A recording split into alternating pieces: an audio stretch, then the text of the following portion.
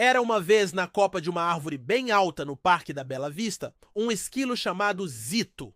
Zito não era como os outros esquilos. Enquanto seus irmãos e irmãs corriam atrás de nozes e brincavam de pega-pega, Zito tinha o nariz sempre apontado para o céu.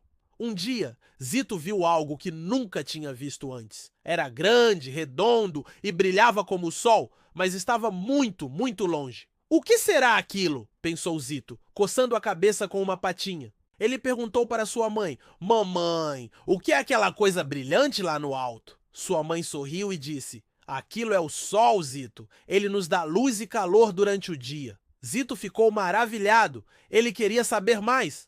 No dia seguinte, quando o céu ficou escuro e muitas estrelinhas apareceram, Zito viu outra coisa brilhante, só que menor e mais prateada. Mamãe, e aquilo ali? Perguntou Zito, apontando com o rabinho. Aquela é a lua, meu pequeno, respondeu a mãe. Ela passeia pelo céu durante a noite? Zito não conseguia parar de pensar no sol e na lua. Ele queria chegar perto deles. Então, teve uma ideia. Ele começou a juntar a maior quantidade de nozes que conseguia encontrar. Para que tantas nozes, Zito? Perguntou seu pai curioso. Eu vou construir uma escada muito alta feita de nozes para chegar até o sol e a lua, respondeu Zito, cheio de entusiasmo. Seu pai riu.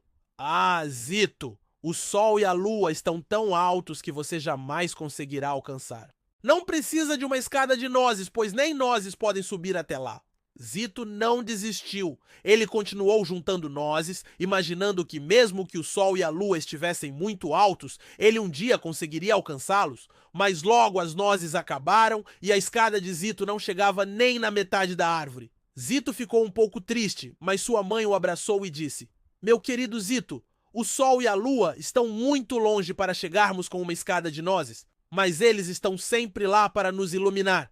Enquanto Zito ouvia a história, imaginou quebrar a casca das nozes com um martelo, empilhá-las e, com o auxílio de um amigo coruja, escalar a escada de nozes até o céu. Seria possível?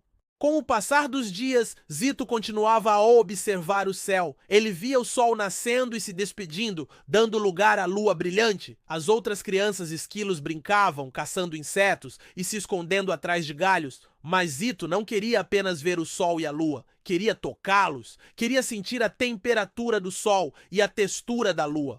Pensava em pedir ajuda aos pássaros que voavam livres pelo céu para que o levassem até o sol e a lua. Um dia, Zito viu um bando de pássaros pousando na árvore onde vivia. Corajosamente, ele saltou em cima de um galho e gritou: Senhor pássaro, por favor, me leve até o sol! Me leve até a lua! Quero tocá-los! Os pássaros, confusos, olharam para Zito. Um deles, um sabiá, respondeu: Pequeno esquilo, você sabe que nós amamos voar e brincar, mas não podemos te ajudar. O sol e a lua estão muito além do que nossos voos podem alcançar. Zito ficou triste, mas o sabiá continuou. Mas eu tenho uma ideia. Pergunte para o coruja Sabedoria. Ele vive no topo da torre do relógio, no centro da praça. Talvez ele possa te ajudar. Zito agradeceu e correu para a torre do relógio. No caminho, ele encontrou Carlos, o curió. Carlos era um menino que passava todas as tardes no parque. Ele gostava de observar as flores, os pássaros e os esquilos. Um dia, Carlos deixou cair um biscoito de chocolate do seu lanche. Zito, corajoso, saltou em cima do braço de Carlos e, com cuidado, levou o biscoito de volta para o menino. Desde aquele dia, Carlos e Zito se tornaram amigos. Carlos entendia a linguagem dos animais e podia conversar com todos os moradores do parque. Carlos gostava de ouvir as histórias de Zito sobre o sol e a lua. Quando chegaram na torre do relógio, Carlos chamou: Coruja Sabedoria! Coruja Sabedoria! Pode me ajudar, por favor? A coruja apareceu no topo da torre e perguntou: O que aconteceu, Carlos? Carlos explicou tudo para a coruja e a coruja respondeu: Que coragem, Zito, em querer alcançar o sol e a lua! Mas para te ajudar, preciso te ensinar uma lição. Zito ficou confuso, mas a coruja continuou: Você quer tocar no sol e na lua?